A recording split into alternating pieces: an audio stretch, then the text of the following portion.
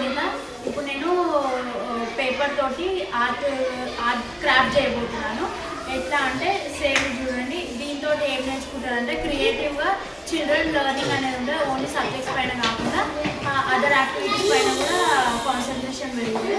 So ఇప్పుడు lotus flowers ఎలా చేయాలి అంటే పేపర్ తీసుకొచ్చి కలర్ పేపర్స్ అనమాట. Only colour pink and green.